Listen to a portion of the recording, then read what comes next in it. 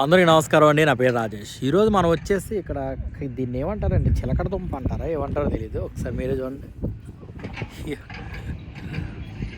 ఇది ఈ ఈ ఏరియాలో మాత్రమే ఫేమస్ మాట.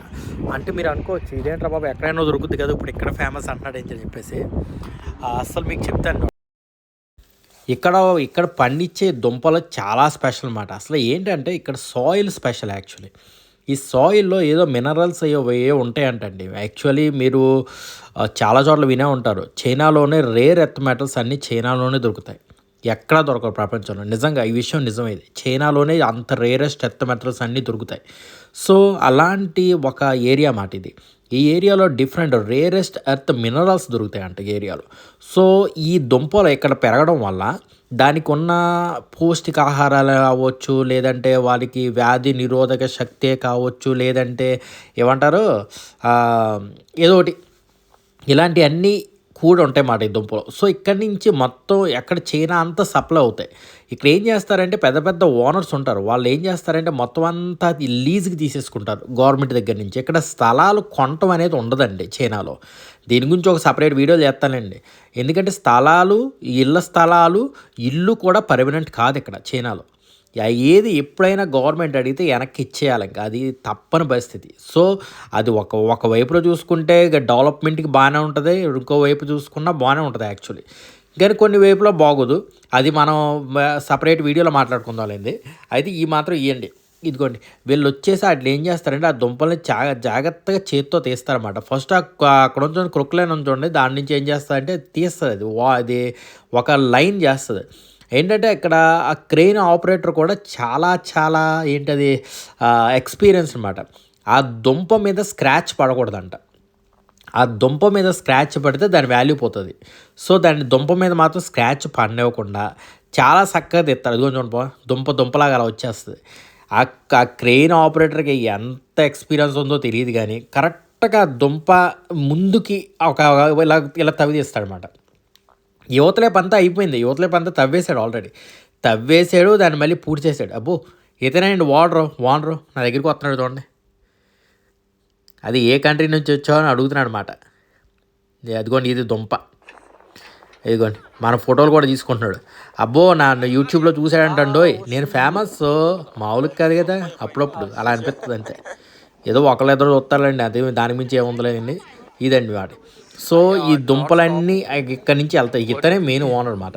ఇతనికి మొత్తం 8-10 ఉన్నాయి అంటండి ఇలాంటి ల్యాండ్స్ గవర్నమెంట్ ఇచ్చింది. సో తవ్వి అందులో ఉన్న దుంపలు తీసి అలా ఎక్స్పోర్ట్ చేస్తారన్నమాట. కొంతమంది వచ్చి స్పెషల్గా కొనుక్కుంటారు కదా, ఒక్కొక్క దుంప మాత్రం అమ్మరండి ఇక్కడ. ఎందుకంటే ఎవరిని ఒక్కొక్క దుంప అమ్మితే కూడా ఇల్లీగల్ కూడా అవుతుందండి కొన్ని చోట్ల. వచ్చిన దుంపలు వచ్చినట్టు తీసి అలాగ ప్యాక్ చేసి వాటిని ఎక్కడికో పంపిస్తారన్నమాట. అక్కడి నుంచి ప్యాక్ చేసి మెడిసిన్ వైజ్కి వెళ్తుంది, కొంతమంది కుకింగ్ వైజ్కి వెళ్తుంది, ఇలా అన్నమాట. కానీ ఇక్కడ కొనుక్కున్న దుంప వచ్చేసి 10 times more expensive than out side అనమాట. అంటే బయట 1 యాన్ ఉండే దుంప ఇక్కడికి వచ్చేసరికి దీని కాస్ట్ వచ్చేసి 10 యాన్లు అయిపోద్ది.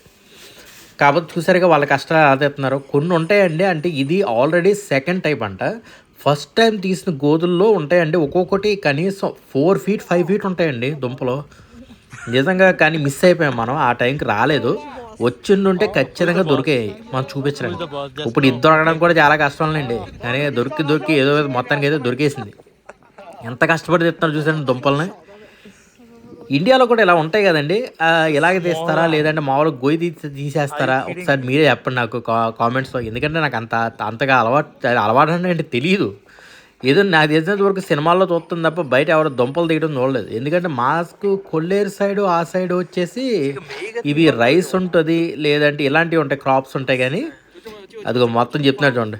ఇదిగో ఒక్కొక్క లైన్ తీస్తారంట. ఆ లైన్ ఉన్న చూడండి వెనకాల ఒక్కొక్క లైన్లో ఒక్కొక్క దుంపల ఒక లైన్ ఉంటుంది అన్నమాట. అంటే ఈ లైన్ తవ్వేసిన తర్వాత ఈ లైన్లో దుంపలన్నీ తీసేసిన తర్వాత నెక్స్ట్ లైన్ దోకుంటూ వెళ్తారన్నమాట. అలాగే ఎన్ని లైన్స్ ఉంటాయో అన్ని దుంపలు ఉంటాయి అన్నమాట. అక్కడ అన్ని లైన్లో దుంపలు ఉంటాయన్నమాట. అయ్యో బాబోయ్, నిజంగా తను చెప్పింది ఏంటంటే ఇదే బాగా చిన్నదంట. తినకున్న ప్లాట్స్లో ఇదే చిన్నదంట. మరి ఇంకా పెద్దగా ఏముంటావు మరి, మొత్తం తవ్వేశారంట. ఇది ఇంకా ఆఖరిది. ఎక్కడి నుంచో మా ఫ్రెండ్ దగ్గర నుంచి ఇన్ఫర్మేషన్ తీసుకుని ఇక్కడ రావాల్సి వచ్చింది. దాని గురించి ఇలా నార్మల్గా అయితే మాత్రం ఇలాంటి ప్లేసులు రావడం మనకు తెలియదు కదండి. అంటే ఏ టైంలో వాళ్ళు తీస్తారో అవి ఇవి కానీ క్రాప్స్ గురించి మనకు అంతగా ఐడియా లేదు కాబట్టి తెలియదు. ఇలాంటి ఇండియాలో కూడా ఉంటాయండి, ఖచ్చితంగా ఉంటాయి కానీ నాకు తెలియదు కదా. ఎందుకంటే ఇలాంటివి తెలుసుకోవడం చాలా చాలా అరుదు, ఇలాంటివి నాకు తెలియటం. ఎందుకంటే మనం ఏం పట్టించుకుంటామండి, దుంపలు ఎక్కడి నుంచి వచ్చాయి ఏంటి అది ఇది అని చెప్పేసి. ఏదో కొన్ని అయితే తెలుస్తాయి కానీ ఇన్ని అయితే తెలవడం మాత్రం చాలా ఇంపాసిబుల్. చూద్దారండి అసలు ఎలా తవ్వుతుందో ఆ క్రేను. చూసారా, ఫోక్స్తో తీస్తారు. ఆ పైన స్కిన్ కానీ ఊడిందంటే మాత్రం అది అసలు పనిచేయదు అన్నమాట, దుంప వాల్యూ పోతుంది. సో చాలా చాలా క్లియర్గా తీస్తాను చూసారా. అదేదో దువ్వెనలా ఉంది చెప్పాలంటే. చాలా అమ్మో నిజంగా అండి బాబు, చాలా ప్రెసైజ్గా తీస్తున్నాడు తను.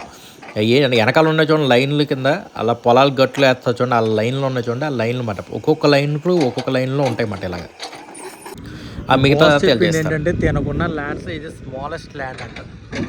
ఎన్ని ఉన్నాయో తెలియదు ఇక ల్యాండ్స్ వచ్చేసి. వెనకాల నడుస్తున్నాడు చూడండి, తనే బాస్. సరే బాస్ కూడా ఇక్కడ వీళ్ళతో కలిపి వర్క్ చేస్తారండి. ఇది చాలా మెచ్చుకోదగ్గది. అంటే అది ఎక్కువ తక్కువ అని ఉండదు, మొత్తం అందరూ కలిపి వర్క్ చేసుకుంటారు. అలా వచ్చే దుంపల్లో కూడా కొన్ని క్లాసులు ఉంటాయంట, A class, B class, C class అని నాకేం తెలియదు అవి.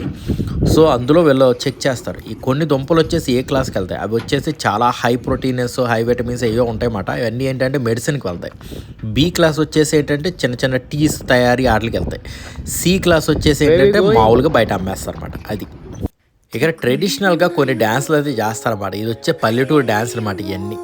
అంటే ఒక్కొక్క డ్యాన్స్ మీకు చూపించడానికి గంటలు పట్టేద్దండి. సో ఇలాగా చిన్న క్లిప్స్గా చూపిస్తున్నాను మీకు. నేను తీసిన ఆ రోజు నైట్ మాత్రం తవ్వకాలన్నీ అయిపోయిన తర్వాత ఆ రోజు నైట్ ఫార్మర్స్ అందరూ అరేంజ్ చేసుకున్న చిన్న పార్టిసిపేషన్ అన్నమాట ఇది వచ్చేసి.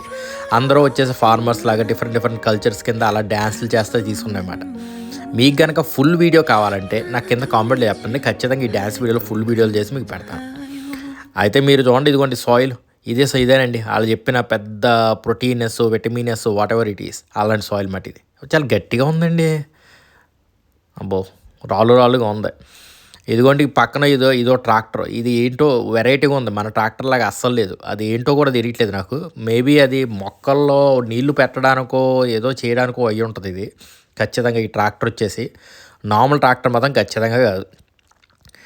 సో అలాగా వీళ్ళు తవ్వి తీసిన దుంపలు మాట ఇవ్వండి. నేను అడిగాను ఈరోజు ఎంత చేశారంటే మొత్తం 7 tons అంట.